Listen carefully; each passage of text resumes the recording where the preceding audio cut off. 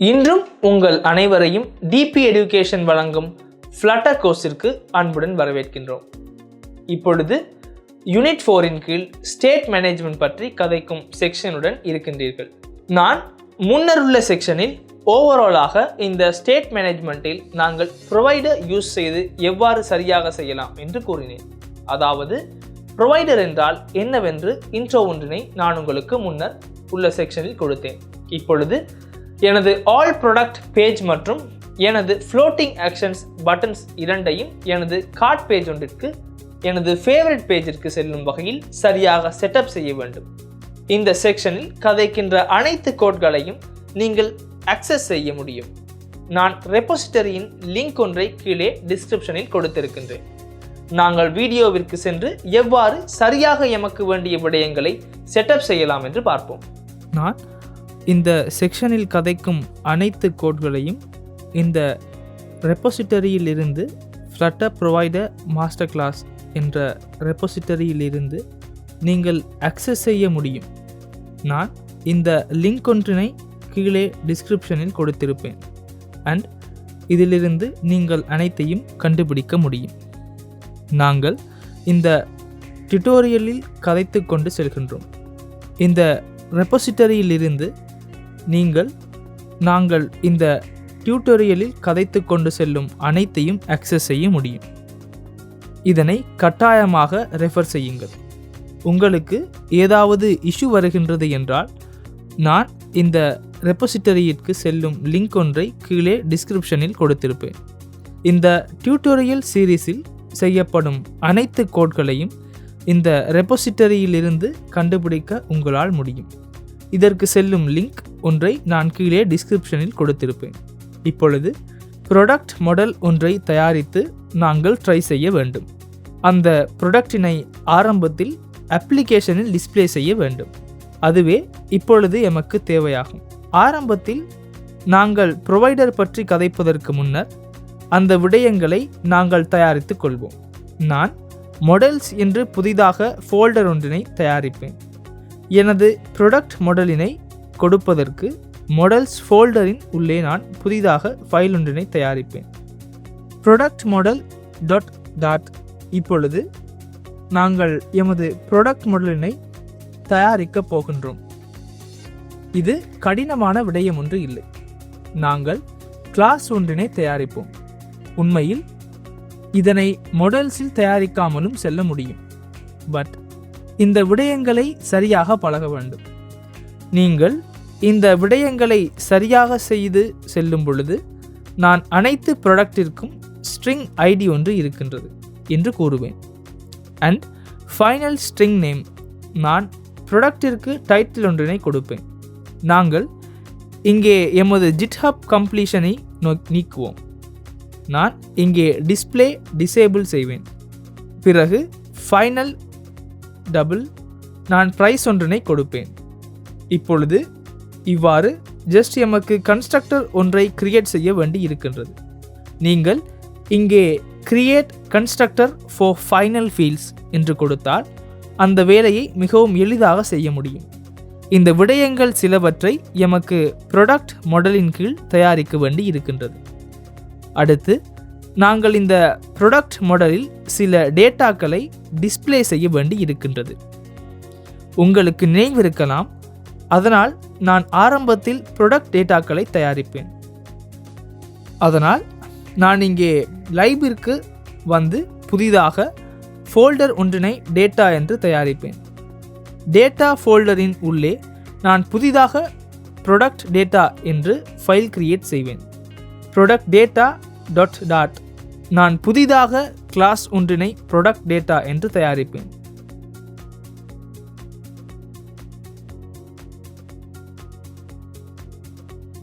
Finally நான் இதில் product list ஒன்றினை கொடுப்பேன். நாங்கள் ப்ராடக்ட் மாடலில் இருந்து ப்ராடக்ட் இம்போர்ட் செய்வோம் என்று உங்களுக்கு நினைவிருக்கலாம். நான் இதற்கு ப்ராடக்ட்ஸ் என்று பெயர் கொடுப்பேன். ஈக்குவல் இதனை அரே என்று ஒன்றாக டிஃபைன் செய்வேன். அண்ட் இதற்குள் இருப்பது ப்ராடக்ட் ஆகும். இப்பொழுது நாங்கள் இவ்வாறு சில ப்ராடக்ட்ஸ் தயாரிப்போம். அப்பொழுது எம்மால் மிகவும் எளிதாக இதனை செய்ய முடியும்.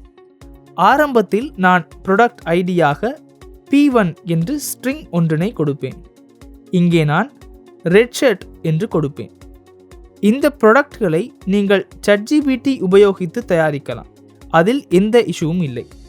29.99 என்று கொடுப்பேன். இவ்வாறு எனக்கு சில ப்ராடக்ட்களை தயாரிக்க வேண்டி இருக்கின்றது. அதனால் நான் எனது GitHubற்கு வந்து இந்த ப்ராடக்ட்ஸ்களை காப்பி செய்வேன். அப்பொழுது நீங்கள் இதனை டைப் செய்து பார்த்து இருக்க வேண்டிய அவசியம் இல்லை. ஏனென்றால் இப்பொழுது உங்களுக்கு இந்த ப்ராடக்ட்களை தயாரிப்பது எவ்வாறு என்பது பிரச்சனையாக இல்லை. ChatGPT உபயோகித்து சில ப்ராடக்ட்களை ஜெனரேட் செய்ய உங்களால் முடியும். இல்லை என்றால் GitHubற்கு சென்று ப்ராடக்ட் டேட்டா டாட் ஃபைலிற்கு சென்று இவற்றை காப்பி செய்து பேஸ்ட் செய்யலாம். இப்பொழுது நாங்கள் இங்கே செய்தவற்றை நீங்கள் புரிந்து கொள்ள வேண்டும். நாங்கள் ப்ராடக்ட் லிஸ்ட் ஒன்றினை தயாரித்தோம். ஏனென்றால் இந்த ப்ராடக்ட்களையே எனது மெயின் பேஜாக நான் இப்பொழுது டிஸ்ப்ளே செய்ய வேண்டி இருக்கின்றது. ஆரம்பத்தில் நீங்கள் இந்த விடயங்களை செய்ய வேண்டும். இப்பொழுது இந்த ப்ராடக்ட்களை டிஸ்ப்ளே செய்வது எனக்கு இருக்கின்றது. இப்பொழுது எவ்வாறு இந்த ப்ராடக்ட்களை அழகாக லிஸ்ட் வியூ ஒன்றில் டிஸ்ப்ளே செய்யலாம் என்று நாங்கள் பார்ப்போம். நான் எமது எம்யூலேட்டரினை இந்த பக்கத்தில் கொடுத்து கோடினை சற்று சிறியதாக்குவேன். அப்பொழுது எம்மால் இந்த இரண்டையும் பார்க்கும் வகையில் இரு பக்கங்களிலும் கொடுக்க முடியும். நாங்கள் அதனை அந்த அளவில் கொடுப்போம். நான் இந்த இரண்டையும் க்ளோஸ் செய்து கொடுப்பேன். எனக்கு இந்த இரண்டும் வேலைக்கு ஆகாது. எனக்கு புதிதாக பேஜ் ஒன்றினை மெயின் பேஜ் என்று தயாரிக்க வேண்டி இருக்கிறது. நான் அதற்கு ப்ராடக்ட் பேஜ் என்று கொடுப்பேன். அதனால் நான் லைப்ரரிக்கு புதிதாக ஃபோல்டர் ஒன்றினை பேஜஸ் என்று தயாரிப்பேன்.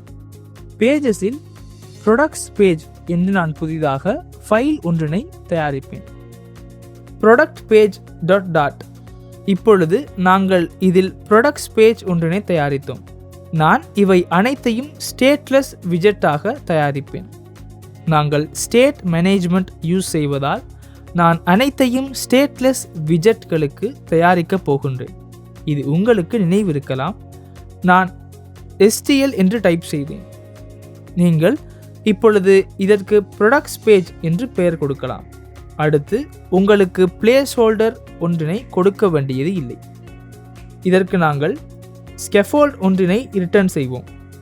ஸ்கேஃபோல்டில் ஆப் பார் ஒன்றினை கொடுக்க முடியும். நான் இப்பொழுது ஆப் பார் ஒன்றினை கொடுப்பேன். நான் இதற்கு ஃப்ளட்டர்ஷாப் என்று பெயர் கொடுப்பேன். ஆப் பாரின் டைட்டிலாக கான்ஸ்ட் டெக்ஸ்ட் விஜெட் ஒன்றினை கொடுப்பேன். இதற்கு நான் ஃப்ளட்டர்ஷாப் என்று கொடுப்பேன். அண்ட் உங்களால் இதற்கு ஸ்டைலிங் ஒன்றினை கொடுக்க முடியும். நான் ஸ்டைல் பற்றி அதிகம் கவலைப்படுவது இல்லை. பட் இது யூசர் ஃப்ரெண்ட்லியாக இருக்க வேண்டும். அதனால் நான் இதற்கு சிறிய ஸ்டைலிங் கொடுப்பேன். நான் கலர் ஒன்றினை கலர்ஸ் டீப் ஆரஞ்ச் என்று கொடுப்பேன். அடுத்து ஃபாண்ட் வெயிட்டினை அதிகரிப்பேன். ஃபாண்ட் வெயிட் bold போன்று கொடுப்பேன். இவ்வாறு கொடுத்து நாங்கள் மீண்டும் எமது மெயின் டாட்டிற்கு செல்வோம்.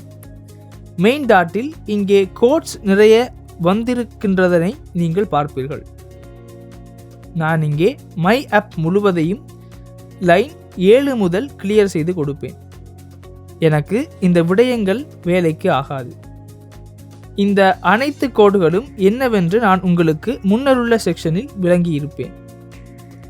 நான் ஸ்டேட்லெஸ் விஜெட் ஒன்றினை மை ஆப் என்று தயாரிப்பேன். இப்பொழுது உங்களுக்கு இந்த ஸ்டேட்லெஸ் விஜெட்டில் மெட்டீரியல் ஆப் ஒன்றினை ரிட்டர்ன் செய்ய வேண்டும். மெட்டீரியல் ஆப் ஒன்றின் ஹோமாக நான் ப்ராடக்ட்ஸ் பேஜினை கொடுப்பேன்.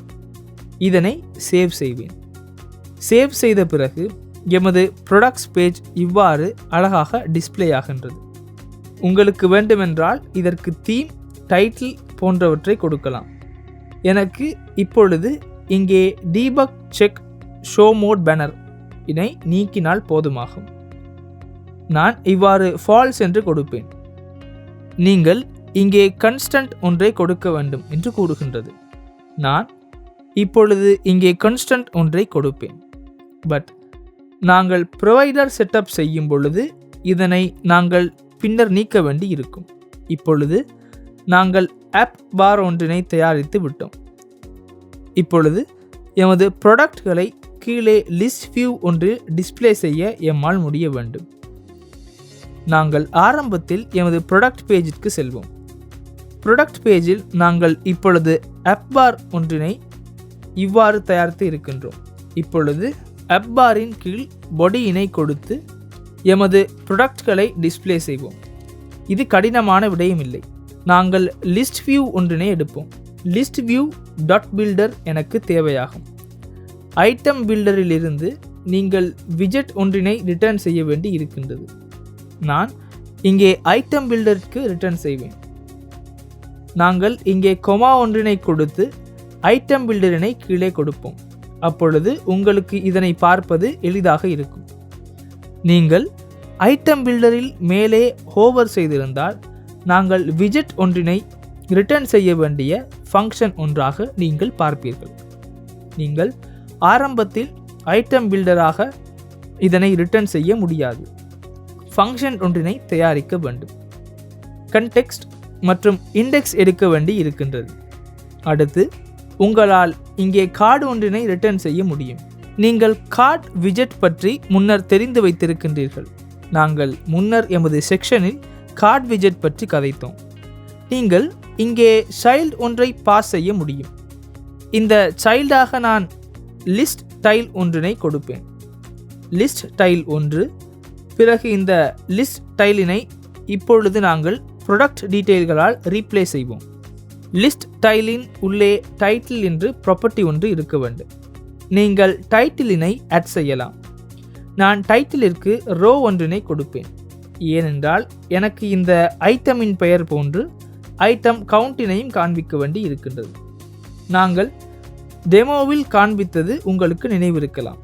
சில்ட்ரன்களை ஆட் செய்ய முடியும். நான் ஆரம்பத்தில் டெக்ஸ்ட் விஜெட் ஒன்றினை கொடுப்பேன். இந்த டெக்ஸ்ட் விஜெட்டில் ஆரம்பத்தில் எனக்கு டைட்டிலினை காண்பிக்க வேண்டி இருக்கின்றது. டைட்டிலினை காண்பித்த பிறகு என்னால் எமது இருக்கும் ப்ராடக்ட் அமௌண்ட்டினை காண்பிக்க முடியும். நான் இங்கே மற்றொரு காப்பி எடுப்பேன். அமௌண்ட் 1. இந்த விடயங்கள் ஆட் ஆகின்றன. இதனை நீங்கள் பார்ப்பீர்கள். நாங்கள் ஆரம்பத்தில் அந்த டேட்டாக்களை எடுப்போம்.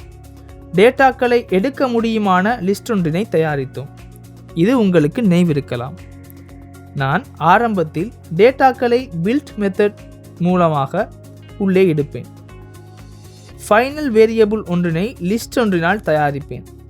ப்ராடக்ட் லிஸ்ட் ஒன்றை தயாரிக்க வேண்டி இருக்கின்றது. நான் இங்கே ப்ராடக்ட்ஸ் என்று கொடுப்பேன். ப்ராடக்ட்ஸ் சமமாக இருக்கின்றது. உங்களுக்கு நினைவிருக்கலாம். நாங்கள் ப்ராடக்ட் டேட்டாக்களை தயாரித்தோம்.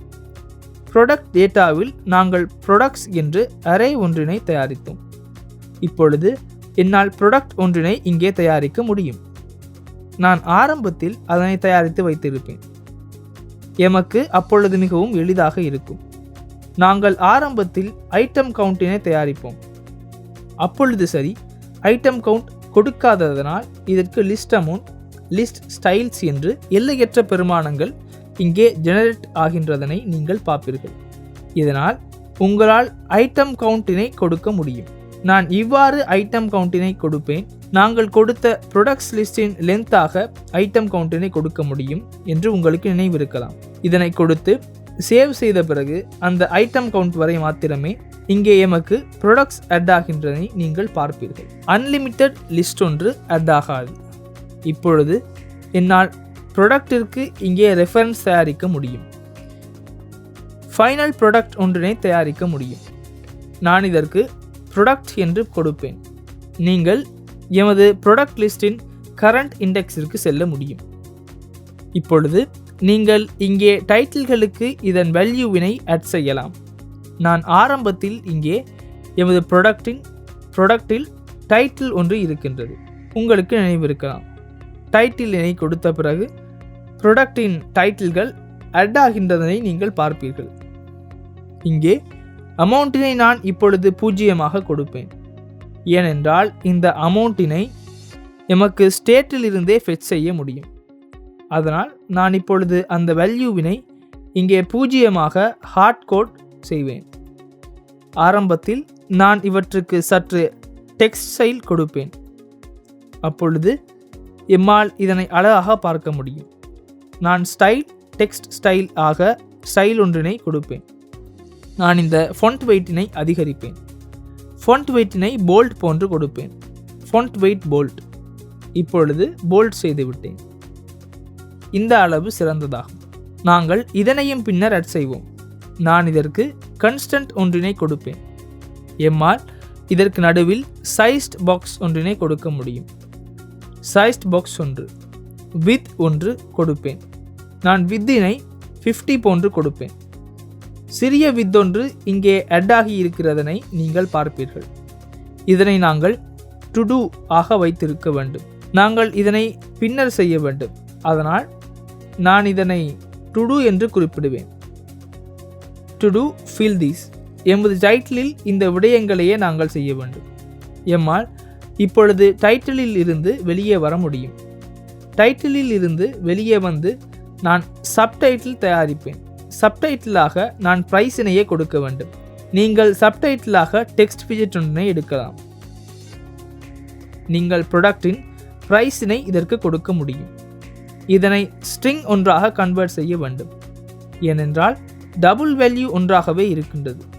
நாங்கள் இதனையும் சரியாக கொடுத்து விட்டோம். இதனை நீங்கள் பார்ப்பீர்கள். இங்கே $சைனினையும் நீங்கள் ஆட் செய்யலாம். அதனை மிகவும் எளிதாக உங்களால் செய்ய முடியும். நான் இங்கே இதனை இவ்வாறு தயாரிப்பேன்.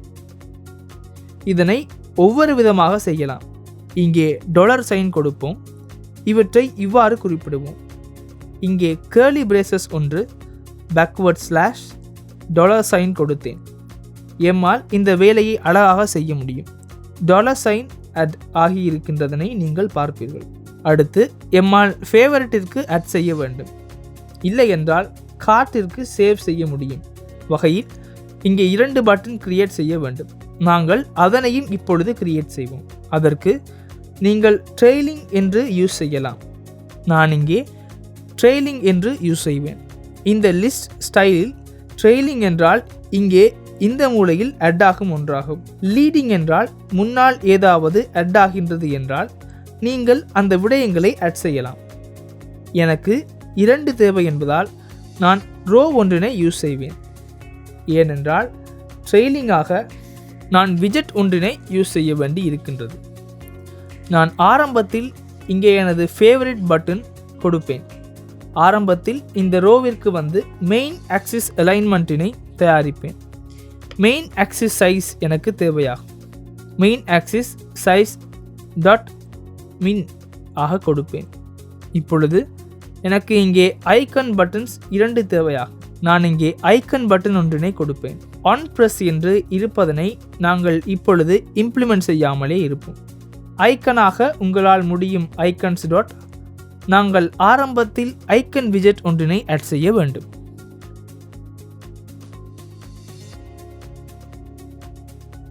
ஐக்கன் ஒன்றினை இங்கே கொடுப்பேன். கொமாஸ்களை கொடுத்தால் உங்களால் இதனை அழகாக ஃபார்மட் செய்ய முடியும். உங்களால் ஐக்கன் ஒன்றினை எனக்கு இதற்கு ஐக்கன்ஸ் தேவையாகும். நான் ஃபேவரட் என்று இப்பொழுது கொடுப்பேன். ஃபேவரட் என்ற ஐக்கன் ஆட் ஆகி இருப்பதனை நீங்கள் பார்ப்பீர்கள். நான் இதனை கன்ஸ்டன்டாக குறிப்பிடுவேன். எனக்கு மற்றொரு ஐக்கன் பட்டன் தேவைப்படுகின்றது. அதனால் நான் இங்கிருந்து காப்பி ஒன்றினை எடுப்பேன். இங்கே பேஸ்ட் செய்வேன். இப்பொழுது 2 ஆட் ஆகி இருக்கின்றதை நீங்கள் பார்ப்பீர்கள். எனக்கு கார்ட்டிற்கு சேவ் செய்ய ஐக்கன் தேவையாகும்.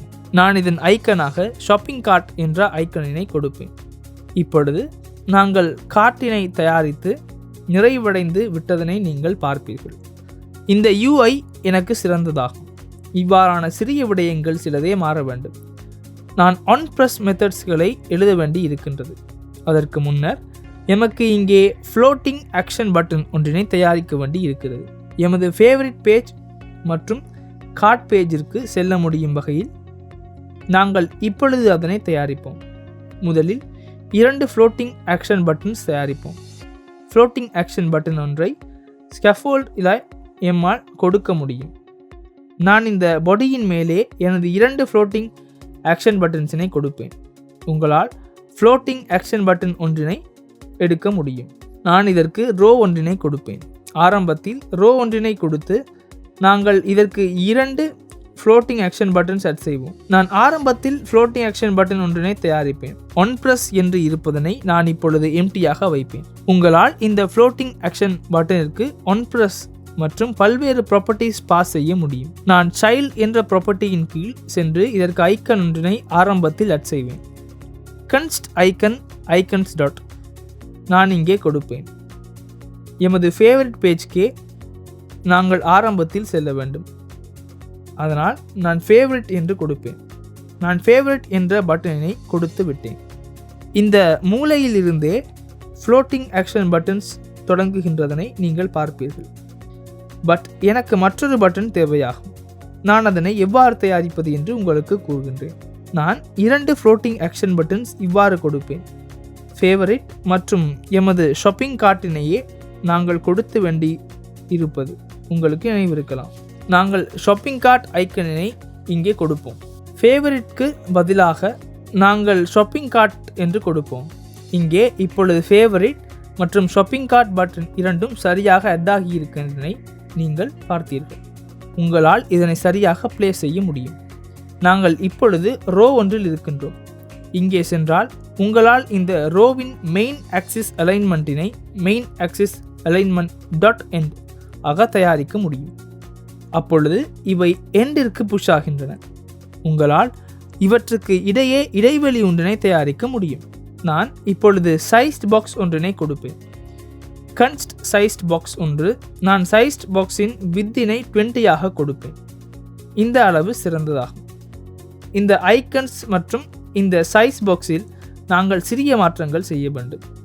நான் ஒன் ப்ரெஸ்ஸிற்கு கீழே பேக்ரவுண்ட் கலர் ஒன்றினை கொடுப்பேன். நான் பேக்ரவுண்ட் கலராக ஆரஞ்சு நிறத்திற்கு செல்லும் கலர் ஒன்றினை கொடுப்பேன். உங்களால் டீப் ஆரஞ்சு போன்று யூஸ் செய்ய முடியும். Colours dot deep orange. இந்த கலரினை நான் இதற்கும் ஆட் செய்வேன். அதன் முன்னர் நான் இந்த கலரினை ஆரம்பத்தில் இதற்கும் ஆட் செய்வேன். நாங்கள் இந்த பட்டனிற்கும் டீப் ஆரஞ்ச் கலர் ஆட் செய்வோம். அண்ட் நான் இதனை சேவ் செய்து உங்களுக்கு காண்பிப்பேன். இந்த ஐக்கன் கலர் இப்பொழுது இந்த டீப் ஆரஞ்ச் கலருடன் பொருந்தவில்லை. இதனை நீங்கள் பார்ப்பீர்கள். நான் அடுத்து இவற்றுக்கு கலர்ஸ் ஆட் செய்வேன். எனக்கு இதில் கலர் மாத்திரமே மாற வேண்டி இருக்கின்றது. Colours dot white. ஒயிட் கலரினை நாங்கள் இதற்கு கொடுப்போம். இதற்கும் நான் ஒயிட் கலர் கொடுப்பேன். இப்பொழுது இவை அழகாக தெரிகின்றதனை நீங்கள் பார்ப்பீர்கள். எனக்கு இந்த அப்பாரின் ஃபொண்ட் சைஸினை சிறிது அதிகரித்தால் சிறந்ததாகும். நான் ஃபொண்ட் சைஸினை அதிகரிப்பேன். நாங்கள் 30 போன்று யூஸ் செய்வோம். பார்ப்போம். சரி, 30 இந்த அளவு சிறந்ததாகும். இப்பொழுது என்னால் இந்த கார்ட் ஐக்கனினை கிளிக் செய்த பிறகு எனது கார்ட் பேஜிற்கு செல்ல முடியும். அண்ட் இங்கே ஃபேவரட் ஐக்கனினை கிளிக் செய்த பிறகு எனது ஃபேவரட் பேஜிற்கு செல்ல முடியும். அதனை நாங்கள் தயாரிப்போம். ஏனென்றால் எமக்கு ப்ரொவைடரினை செட்டப் செய்வதற்கு முன்னால் அதனையும் செய்துவிட்டால் மிகவும் எளிதாகும். உங்களால் அந்த பேஜஸ் இரண்டையும் ஆரம்பத்தில் தயாரித்து வைக்க முடியும். எமது பேஜஸிற்கு சென்று நாங்கள் புதிய பேஜ் ஒன்றினை தயாரிப்போம். எமது ஃபேவரட் பேஜ் மற்றும் card page. Favourite page dot dot and இங்கே வந்து நாங்கள் கார்ட் பேஜ் என்று கொடுப்போம். Card page dot dot. நான் இவை அனைத்தையும் ஸ்டேட்லெஸ் விஜெட்டாகவே தயாரிப்பேன். ஏனென்றால் நான் இப்பொழுது ப்ரொவைடரினை யூஸ் செய்ய போவதில்லை. என்னால் இவை அனைத்தையும் ஸ்டேட்லெஸ் விஜெட்டாக தயாரித்து செல்ல முடியும். நான் இங்கே ஸ்கெஃபோல்ட் ஒன்றினை ரிட்டர்ன் செய்வேன். ஏனென்றால் எனக்கு ஆப் பார் தேவைப்படுகின்றது. நான் ஆப் பார் விஜெட்டில் டைட்டிலாக நாங்கள் ப்ரொடக்ட் பேஜில் இந்த டைட்டிலினை சரியாக தயாரித்தோம். இது உங்களுக்கு நினைவிருக்கலாம். இந்த டைட்டில் எனக்கு தேவையாகும். இந்த ஸ்டைலிங். அதனால் நான் இந்த டைட்டிலினை காப்பி செய்து வந்து இங்கே ஆட் செய்து என்னால் இங்கே கார்ட் பேஜ் என்று கொடுக்க முடியும். அண்ட் இதன் காப்பி ஒன்றினை எடுப்போம். நாம் இதன் காப்பி ஒன்றினை எடுத்து ஃபேவரட் பேஜிற்கு சென்று பேஸ்ட் செய்வோம். இதில் இந்த கார்ட் பேஜ் என்று இருப்பது ஃபேவரட் பேஜாக மாற வேண்டும். Rename simple. Favourite page and இது ஃபேவரட்டாக மாற வேண்டும். இப்பொழுது நாங்கள் பேஜஸ் 2 தயாரித்து நிறைவடைந்து விட்டோம். இப்போது நாங்கள் நேவிகேஷன்ஸினை சரியாக செட்டப் செய்ய வேண்டும். நான் பேசிக்கலி நேவிகேட்டரிலிருந்து இந்த நேவிகேஷன்ஸினை தயாரிப்பேன். இந்த ஒன்ப்ரஸ் என்று இருப்பது மூலமே நேவிகேஷன் வர வேண்டும். நாங்கள் ஆரம்பத்தில் நேவிகேஷனை தயாரிப்போம். நான் இங்கே இந்த ஐக்கனினை கிளிக் செய்த பிறகு இந்த ஃப்ளோட்டிங் ஆக்ஷன் பட்டனினை கிளிக் செய்த பிறகு நான் ஃபேவரட் பேஜிற்கு செல்ல வேண்டும். ஆகவே உங்களால் navigator.push செய்ய முடியும். இந்த கண்டெக்ஸ்டில் இருந்து இந்த மெட்டீரியல் ரூட்டிற்கு புஷ் செய்ய வேண்டும். மெட்டீரியல் பேஜ் ரூட் இதில் பில்டர் ஒன்று இருக்கின்றது. இந்த பில்டருக்கு எம்மால் கண்டெக்ஸ்டினை பாஸ் செய்ய முடியும். இவ்வாறு கண்டெக்ஸ்டினை பாஸ் செய்து உங்களால் உங்கள் ஃபேவரட் பேஜினை இவ்வாறு ரிட்டர்ன் செய்ய முடியும். இங்கே கமா மற்றும் செமிகோலன் என்பவற்றை கொடுப்போம். அண்ட் உங்களால் இதனை கன்ஸ்டண்ட்டாக கொடுக்க முடியும். ஏனென்றால் நான் எந்த பெராமீட்டர்ஸினையும் பாஸ் செய்யவில்லை. அண்ட் இந்த ஒன்ப்ரஸ் எனக்கு இங்கே நேவிகேஷன் ஆகும். நான் இவ்வாறு காப்பி செய்து வந்து கீழே இருக்கும் ஷாப்பிங் கார்ட்டிற்கு செல்லும் இதனையும் தயாரிப்பேன். நாங்கள் கார்ட் பேஜ் தயாரித்தது உங்களுக்கு நினைவிருக்கலாம். எனக்கு கார்ட் பேஜிற்கு செல்ல வேண்டி இருக்கின்றது. இவை அனைத்தையும் ஆட் செய்து நேவிகேஷன்ஸ் சரியாக வேலை செய்கின்றதா என்று பார்ப்போம். நேவிகேஷன்ஸ் இப்பொழுது சரியாக வேலை செய்கிறதனை நீங்கள் பார்ப்பீர்கள். இந்த ஃப்ளோட்டிங் ஆக்ஷன் பட்டனினை செட்டப் செய்யும் பொழுது நீங்கள் பார்ப்பீர்கள். இங்கே நாங்கள் இந்த ஃப்ளோட்டிங் ஆக்ஷன் பட்டன்ஸில் இந்த கண்டெக்ஸ்டனை பாஸ் செய்யும் பொழுது நான் இவை அனைத்தையும் உங்களுக்கு சரியாக காண்பிப்பேன் என்று இங்கே நான் கூற வேண்டும். சற்று ஜூம் அவுட் செய்தால் நான் இங்கே ஜூம் அவுட் செய்யும் பொழுது நாங்கள் எவ்வாறு 2 ஃப்ளோட்டிங் ஆக்ஷன் பட்டன்ஸினை யூஸ் செய்கின்றதனை நீங்கள் பார்ப்பீர்கள். அண்ட் நாங்கள் இங்கே இந்த ஃப்ளோட்டிங் ஆக்ஷன் பட்டன்ஸினை இவ்வாறு யூஸ் செய்யும் பொழுது இங்கே கிளிக் செய்யும் பொழுது இவ்வாறு பாஸ் செய்ய எமது மெட்டீரியல் பேஜின் ரூட்டில் எமது பில்ட் கண்டெக்ஸ்டில் இருந்து வரும் கண்டெக்ஸ்டினையே பாஸ் செய்கிறோம். அதனால் இந்த ஃப்ளோட்டிங் ஆக்ஷன் பட்டன்ஸிற்கு சில சமயங்களில் உங்களுக்கு இஷ்யூஸ் வரலாம். நீங்கள் நேவிகேட் செய்ய வேண்டிய லொக்கேஷனினை கற்பனை செய்ய முடியாமல் போகலாம். அப்பொழுது அந்த எரரினை உங்களால் ரிசால்வ் செய்ய முடியும். இந்த ஃப்ளோட்டிங் ஆக்ஷன் பட்டன்ஸில் ப்ராப்பர்ட்டி ஒன்று இருக்கின்றது. இதனை ஜூம் செய்ய முடியாது. அந்த ப்ராப்பர்ட்டி என்பதே ஹீரோ டேக் என்று இருக்கின்றது. இவ்வாறு ஹீரோ டேக் ஒன்றினை நம்மால் கொடுக்க முடியும். இங்கே இந்த ஹீரோ டேக்கிற்கு நாங்கள் யூனிக் கீ போன்ற ஒன்றை பாஸ் செய்ய வேண்டி இருக்கின்றது. நீங்கள் இதனை படித்தால் கீயிலிருந்து என்ன நடைபெறுகின்றது என்று பார்க்கலாம். இங்கே டிஃபால்ட் இருக்கும் பொழுது இது நல்லாகவே டிஃபைன் ஆகி இருக்கின்றது. Default to a take that matches other floating action buttons. அடுத்து உங்களால் இதற்கு மேட்சாகும் வகையில் டேக் ஒன்றினை தயாரிக்க முடியும். இப்பொழுது உங்களால் இந்த ஹீரோ டேக் ஒன்றினை கொடுத்து இந்த ஃப்ளோட்டிங் ஆக்ஷன் பட்டனிற்கு டேக்காக இந்த டேக்கினை கொடுக்க முடியும். நான் இங்கே யூனிக்காக ஏதாவது கொடுக்க வேண்டும். ஏனென்றால் இந்த ஃப்ளோட்டிங் ஆக்ஷன் பட்டன் மற்றும் இந்த ஃப்ளோட்டிங் ஆக்ஷன் பட்டன் வேறுபடும் வகையிலே இந்த ஹீரோ டேக்கினை கொடுக்க முடியும். அதனால் இது ஃபேவரட் பேஜிற்கு செல்வதால் நான் இங்கே ஃபேவரட் பட்டன் என்று கொடுப்பேன். அண்ட் நாங்கள் கீழே வந்து எமது மற்ற ஃப்ளோட்டிங் ஆக்ஷன் பட்டனிற்கு நான் மற்றொரு ஹீரோ டேக் ஆட் செய்வேன். இதனை எம்மால் ஷாப்பிங் பட்டன் என்று யூஸ் செய்ய முடியும். இவை இரண்டையும் கொடுத்தால் உங்களுக்கு இஷ்யூஸ் வந்தாலும் இவை கட்டாயமாக ரிசால்வ் ஆகிவிடும். இப்பொழுது இவை சரியாக வேலை செய்கின்றன. இப்பொழுது அடுத்து இங்கே இருக்கும் இந்த விடயங்களை ப்ரொவைடருடன் செட்டப் செய்து செல்ல வேண்டும். இப்பொழுது இங்கே இருக்கும் டேட்டாக்களை எமது ஸ்டேட் மேனேஜ்மெண்ட்டிற்கு ஆட் செய்ய வேண்டும் என்பதே எமக்கு தேவையாகும். ஏனென்றால் இந்த கார்ட் என்று இருக்கும் டேட்டாக்களை இந்த பேஜிலிருந்து நாங்கள் மாற்றும் பொழுது அது இந்த பேஜிலும் காண்பிக்க வேண்டும். அதே போன்று இந்த ஃபேவரட்களையும் மாற்ற வேண்டும். அதனால் நாங்கள் எமது ப்ரெசன்டேஷனில் பார்த்த வகையில் முதல் செக்ஷனில் ப்ரொவைடர் பேக்கேஜினை யூஸ் செய்து எம்மால் எமது ஸ்டேட்களை சரியாக மேனேஜ் செய்ய முடியும். அதனாலே நாங்கள் ஆரம்ப செக்ஷனில் ப்ரொவைடர் பேக்கேஜினை இவ்வாறு இன்ஸ்டால் செய்தோம். நீங்கள் ப்ரொவைடர் பேக்கேஜினை இன்ஸ்டால் செய்யவில்லை என்றால் நீங்கள் கட்டாயமாக ஆரம்பத்தில் ப்ரொவைடர் பேக்கேஜினை இன்ஸ்டால் செய்ய வேண்டும். நீங்கள் இதுவரை ப்ரொவைடர் பற்றி எதுவும் கதைக்கவில்லை. நாங்கள் நார்மலி ப்ரொவைடர் பேக்கேஜ் பற்றி கற்க வேண்டிய பேசிக் ஸ்டெப்களையே இப்பொழுது தயாரித்து இருக்கின்றோம். நாங்கள் ப்ரொவைடரினை எவ்வாறு சரியாக செட்டப் செய்து ப்ரொவைடர் சிலவற்றினை தயாரித்து நாங்கள் மெயின் ஃபைலினை எவ்வாறு சரியாக லிங்க் செய்து எங்கிருந்து குறிப்பிட கார்டு ஐட்டமுடன் நாங்கள் இந்த கார்டு பேஜினை சரியாக ஸ்டேட்டுடன் மேனேஜ் செய்ய ப்ரொவைடரினை சரியாக எவ்வாறு யூஸ் செய்வது என்று அடுத்த செக்ஷனில் பார்ப்போம். நாங்கள் இந்த செக்ஷனில் எவ்வாறு ஆல் ப்ராடக்ட்ஸ் பேஜினை தயாரித்து மாடலாக தயாரித்த டேட்டாக்களை ப்ராடக்ட்ஸ் பேஜில் டிஸ்ப்ளே செய்வது என்று பார்த்தோம். நாங்கள் ஃப்ளோட்டிங் ஆக்ஷன்ஸ் பட்டன்களையும் தயாரித்தோம். இப்பொழுது எமக்கு நேவிகேஷன் செட்டப்பிற்கு செல்ல வேண்டி இருக்கின்றது.